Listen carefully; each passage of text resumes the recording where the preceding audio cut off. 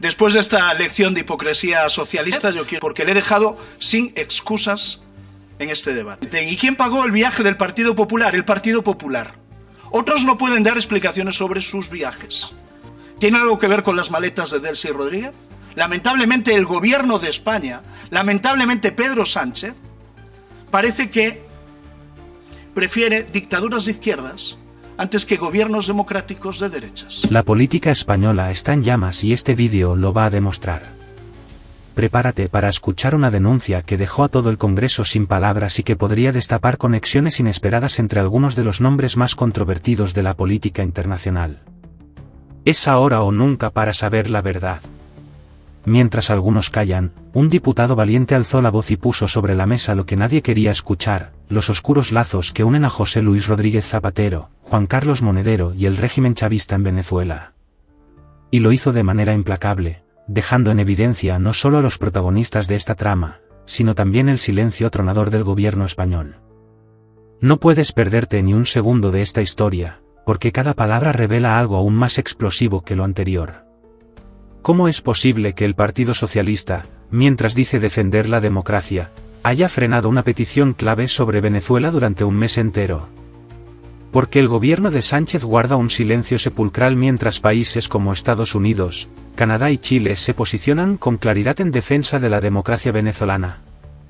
Las piezas del rompecabezas comienzan a encajar, y lo que emerge no es solo preocupante, es alarmante. Este diputado no solo expuso cómo el chavismo continúa oprimiendo a su pueblo con arrestos, fraudes electorales y represión violenta, sino también cómo algunos actores españoles parecen estar facilitando, al menos, mirando hacia otro lado ante estos abusos. ¿Qué hay detrás de las reuniones secretas, las maletas misteriosas y los viajes de alto perfil como los de Zapatero? ¿Qué intereses ocultos podrían estar en juego? Esta es una de esas revelaciones que no puedes ignorar. Por eso te pedimos algo crucial: suscríbete ahora a Política en Primera Línea para que no te pierdas ni un solo detalle de lo que ocurre detrás de las cámaras. Y no solo eso, queremos saber tu opinión. ¿Qué crees que se esconde tras la tibieza del gobierno español en relación con Venezuela? Déjanos tus comentarios abajo, porque tu voz es vital para sacar la verdad a la luz. Recuerda que aquí hablamos de lo que otros prefieren callar. ¿Estás listo para enfrentarte a los hechos que cambiarán tu forma de ver la política? Quédate hasta el final, porque esto apenas comienza. Gracias, presidenta. Muy buenos días a todos. Después de esta lección de hipocresía socialista, yo quiero hacerle una aclaración al portavoz del PNV, al señor Legarda. Usted es un diputado veterano, yo acabo de llegar, soy un novato, esta es su cuarta legislatura. ¿Sabe usted que la fecha de esta Diputación Permanente no la hemos fijado nosotros, verdad? Sabe que la fecha de esta Diputación Permanente la ha fijado el Partido Socialista, la ha fijado la Presidencia de la Cámara. Que nuestras peticiones datan de hace un mes. Nuestras peticiones urgentes eran de hace un mes y que se debaten hoy, porque han estado un mes en la mesa de la señora Armengol, paradas, frenadas, en el congelador de la señora Armengol. Y ahora que el PNV dice que está comprometido con la causa de Venezuela por la libertad, explíquele usted a sus votantes por qué hoy no van a apoyar nuestra petición de que el presidente del Gobierno y el ministro de Asuntos Exteriores expliquen la postura de España con respecto a lo que está sucediendo en Venezuela. Explíqueselo usted, porque le he dejado sin excusas en este debate. Muy bien. Señorías, el pasado 28 de julio se celebraron en Venezuela unas elecciones trascendentales en su transición de la dictadura que hoy padece a la democracia que todavía anhela. La cita llegó precedida por unos antecedentes dramáticos. El régimen de Maduro había incumplido en reiteradas ocasiones los acuerdos de Barbados, destinados a asegurar unas elecciones con todas las garantías.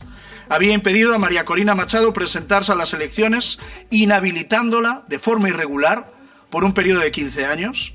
Había vetado la presencia de la mayoría de observadores internacionales independientes, incluida la Unión Europea.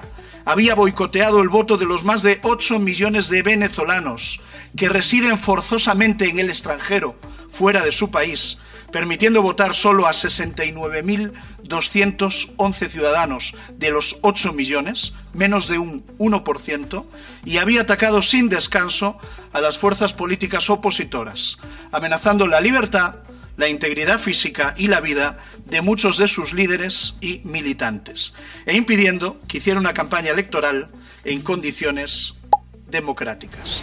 A pesar de ello, el 28 de julio, el pueblo de Venezuela dejó el miedo en casa, salió masivamente a votar e impulsó el deseado cambio de régimen a golpe de papeleta. Nosotros, una delegación del Partido Popular, hicimos todo lo que estuvo en nuestra mano para estar allí, respondiendo a la invitación de María Corina Machado y Edmundo González Urrutia, que como amigos quisieron que les acompañáramos de acuerdo a lo establecido en los acuerdos de Barbados, que contemplaba la existencia de observadores internacionales y también de invitados de las distintas candidaturas. Nosotros acudíamos como invitados de la candidatura de Edmundo González Urrutia. Ya les contesto yo antes de que me lo planteen. ¿Y quién pagó el viaje del Partido Popular? El Partido Popular. Otros no pueden dar explicaciones sobre sus viajes. Todavía no sabemos quién sufragó el viaje de José Luis Rodríguez Zapatero, si fue Maduro, si fue el Partido Socialista o si fue alguna empresa con intereses económicos en la zona vinculados a esas personas. Desgraciadamente el chavismo no permitió nuestra entrada en nuestro país y nosotros estuvimos desatendidos por parte del embajador de España en Venezuela, siguiendo órdenes directas del Ministerio de Asuntos Exteriores, del titular de ese ministerio.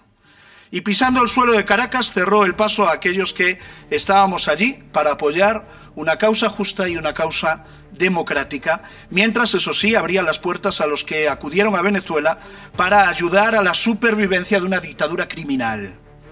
Y hablo de Juan Carlos Monedero, del José Luis Rodríguez Zapatero o de los representantes de Bildu y de BNG, que ya sabían el resultado electoral incluso antes de que los venezolanos votasen. Sabían que tenía que ganar Maduro.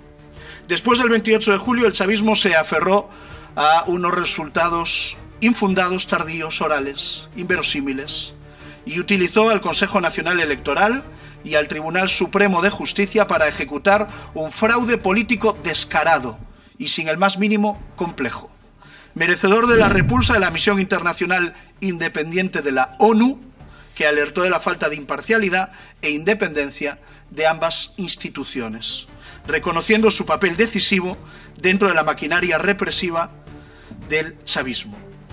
A la par que el Centro Carter, único observador internacional independiente habilitado, concluyó que las elecciones, y leo textualmente y entrecomillado, no podían ser consideradas como democráticas, y sentenció que la falta de publicación de los resultados desglosados por mesa constituía una grave violación de los principios electorales.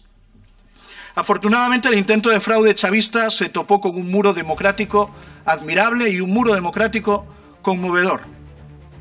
En una labor heroica, la oposición victoriosa recopiló el 83% de las actas electorales, de las actas de escrutinio, y de forma pública, transparente y verificable demostró que el ganador de las elecciones fue Edmundo González Urrutia con el 67% de los votos. Carece de sentido continuar insistiendo a las autoridades chavistas en la publicación de unas actas que nunca han querido publicar y que ha conseguido hacer públicas la oposición y no el gobierno, porque esas actas ya están al alcance de todo el mundo y esas actas han demostrado una validez que ha sido avalada rotundamente. Pero no porque lo diga el Partido Popular, sino porque así lo dice el informe preliminar del panel de expertos electorales de la ONU, así lo dice la Organización de Estados Americanos a través de su secretario general, así lo dice el alto representante de la Unión Europea, así lo dicen medios de comunicación de ámbito internacional como el Washington Post, el Financial Times o El País, aquí en España, así como varios trabajos académicos que concluyen la fiabilidad de los datos que ha conseguido aportar la oposición venezolana. Confirmada su validez, solo hay una conclusión, Edmundo González Urrutia es el ganador de las elecciones en Venezuela y, por tanto, debe ser considerado como el presidente electo de Venezuela. Y Nicolás Maduro tiene que ser considerado como el perdedor acreditado y debe aceptar el resultado y debe iniciar un traspaso de poderes que debe permitir el inicio de la presidencia de Edmundo González Urrutia en enero de 2025. Desde la verificación de las actas, la estrategia de las fuerzas democráticas en Venezuela ha permanecido inalterada. Siguen utilizando las mismas herramientas que les permitieron ganar abrumadoramente las elecciones, destacando las multitudinarias y globales manifestaciones del pasado 17 de agosto. Yo aprovecho para apoyar en nombre del Partido Popular la que está convocada para el próximo 28 de julio, dentro de muy pocas horas. Y por su parte, el chavismo tampoco ha cambiado de estrategia. Sigue apoyándose en los arrestos, en las detenciones, los asesinatos y las violaciones de derechos y de libertades. Solo en las últimas semanas, lamento que se rían en las bancadas del Partido Socialista, solo en las últimas semanas se han producido más de 1.400 arrestos en Venezuela, les hace gracia. Casi 30 asesinatos de personas inocentes, según Foro Penal, acompañados de la reciente citación arbitraria de Edmundo González como investigado por la Fiscalía. ¿Qué ha hecho el Gobierno de España? Mire, llegados a este punto, esa es la pregunta. ¿Qué ha hecho el Gobierno de España ante todo esto? Ha suscrito 2 declaraciones conjuntas el 3 y el 16 de agosto, solicitando la publicación de las actas. Hacer algunas declaraciones a cargo del Ministerio de Asuntos Exteriores, el señor Álvarez, que hemos visto cómo se niega a concluir que Venezuela a día de hoy es una dictadura. ¿Y qué ha hecho el Gobierno? Pues guardar un silencio atronador, pues no hemos escuchado a Sánchez ni una sola palabra de condena, ni del fraude electoral, ni de la represión que ha continuado al fraude electoral. ¿Qué le pedimos desde el Partido Popular al Gobierno de España? Pedimos al Gobierno de España que vaya mucho más allá de lo que ha ido. Es completamente insuficiente lo que ha hecho el Gobierno de España en relación con Venezuela. Pedir la publicación de las actas ya no es suficiente. Es necesario y conveniente el reconocimiento de Edmundo González Urrutia como ganador acreditado de las elecciones presidenciales, tal y como ya han hecho otros países: Estados Unidos, Canadá, Uruguay, Argentina, Ecuador, Panamá o Costa Rica. Pedimos al Gobierno de España que lidere todo esto, que no simplemente se adhiera a otras declaraciones, que lidere. Suscribir declaraciones conjuntas ya no es suficiente. Los estrechos vínculos de España y Venezuela nos obliga a ser protagonistas y no a ser un actor de reparto como pretende ser el Partido Socialista y Pedro Sánchez. Pedimos al Gobierno que siga el ejemplo de líderes de otros países, como el presidente de la República de Chile, por ejemplo, al que ser de izquierdas no le impide llamar a las dictaduras por su nombre. Lamentablemente la izquierda en España, lamentablemente el Gobierno de España, lamentablemente Pedro Sánchez, parece que prefiere dictaduras de izquierdas antes que gobiernos democráticos de derechas.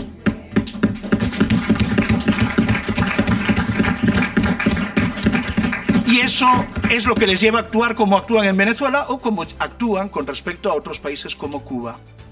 Nadie entiende que el Gobierno de España esté tan dispuesto a tomar la delantera en un asunto como Palestina y no esté dispuesto a llevar la delantera en un asunto tan importante como es el de Venezuela, con el que tenemos vínculos históricos clarísimos. ¿Y qué pedimos al Gobierno de España? Pedimos que informe a estas Cortes en materia de política exterior. Si está en contacto permanente con el régimen chavista, como ha dicho el señor Álvarez, exigimos que nos explique por qué no se publican las actas electorales. ¿Por qué el Gobierno no las publica cuando la oposición sí lo ha hecho? Exigimos explicaciones al Gobierno de España sobre su tibieza. ¿Tiene algo que ver con las maletas de Delcy Rodríguez? ¿Con los intereses económicos del expresidente Rodríguez Zapatero, que ha abochornado a todos los demócratas españoles? ¿O con la cercanía ideológica de su gobierno con el régimen chavista? Exigimos una explicación al silencio de Sánchez, que desde el 31 de julio no ha pronunciado ni una sola palabra sobre lo que está sucediendo en Venezuela. Y exigimos luz sobre las tinieblas que rodean la relación de José Luis Rodríguez Zapatero con la República Bolivariana de Venezuela. ¿Por qué el gobierno valora y aprecia su labor en Venezuela? ¿Cuál es exactamente su labor? ¿A qué se dedica? ¿Por qué no firmó la petición del Grupo de Puebla para que se publicaran las actas? ¿Cuáles son sus intereses en Venezuela? Por todo lo anterior, con estas 3 iniciativas agrupadas, pedimos la comparecencia urgente y extraordinaria del presidente del Gobierno y del ministro de Asuntos Exteriores aquí en el Congreso de los Diputados, para arrojar luz donde hay demasiada oscuridad y para que desde esta Cámara lancemos un mensaje claro al pueblo de Venezuela y que defendamos entre todos una Venezuela libre y una Venezuela democrática. Nada más y muchas gracias.